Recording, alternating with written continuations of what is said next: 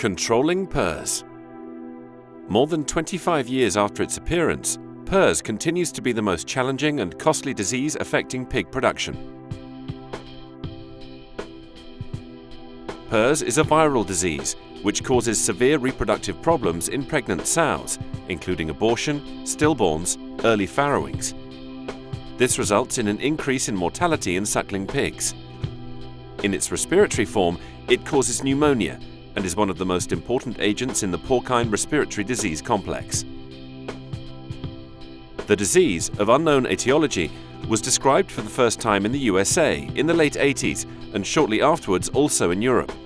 It was not until 1991 that the virus was isolated for the first time in Lelystad.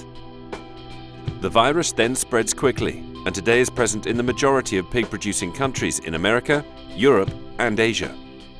Only Australia, New Zealand, Scandinavian countries and some South American countries are free from PRRS.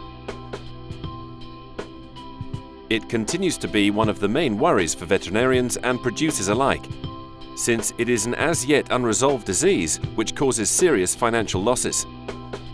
Various studies conducted in America, Europe and Asia demonstrate that the financial repercussions of the disease are very high. According to the most recent published studies, it is estimated that in the North American swine industry, the direct and indirect costs of the disease amount to $1 billion per year. HIPRA is a pharmaceutical company and a reference in prevention for animal health. It has its own diagnostics laboratory and its own line of ELISA kits. A large team of professionals with broad work experience supply all of the knowledge and experience which, together with the tools available, enable us to provide the best service to clients for the control of PRRS. Despite now having effective vaccines against the disease, HIPRA continues to invest resources in research and development in order to find a solution that is 100% effective against PRRS.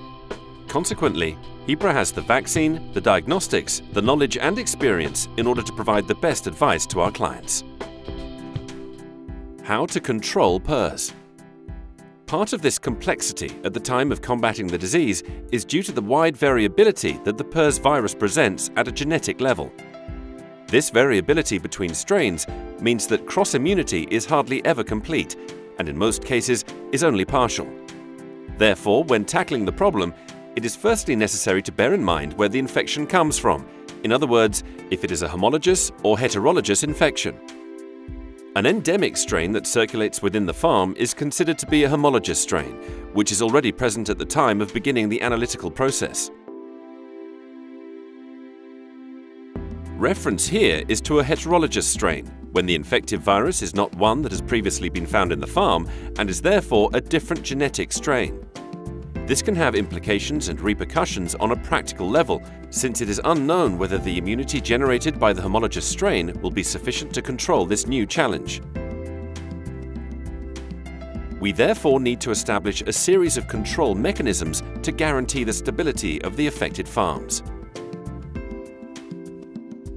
It is necessary to know what the risks of suffering an homologous or heterologous infection are. Bearing this in mind, veterinarians will be able to anticipate and prevent the risk. How do we prevent and control a possible infection? We have 4 essential pillars in order to understand the behavior of PRRS and what the most suitable decisions for controlling it are. The success of the disease control depends on the combination of the following strategies. Monitoring, which allows us not only to diagnose the disease but also to be informed of the status of the animals at all times, at what age they are infected, and how the virus is transmitted within the farm. Biosecurity consists of containment measures which prevent the entrance of a new heterologous strain with regard to external biosecurity, as well as all internal biosecurity measures that enable us to minimize the circulation of the homologous strain within the farm itself. With regards to handling of animals, it is necessary to be familiar with the production system in order to identify the facilities and challenges that this represents for controlling the disease.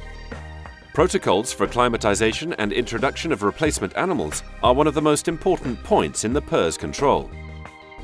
This is one of the most frequent entrances of new PRRS virus strains and one of the main causes of farm destabilization. Finally, active immunization of the animals is vital in order to minimize the clinical presentation of the disease, as it enables us to reduce the viral excretions and decrease infection pressure and the circulation of the virus on farms. It is therefore very important to have a complete, global view of the situation with regard to PRRS disease on our farms. Only then will we be able to apply the right measures and successfully control the disease.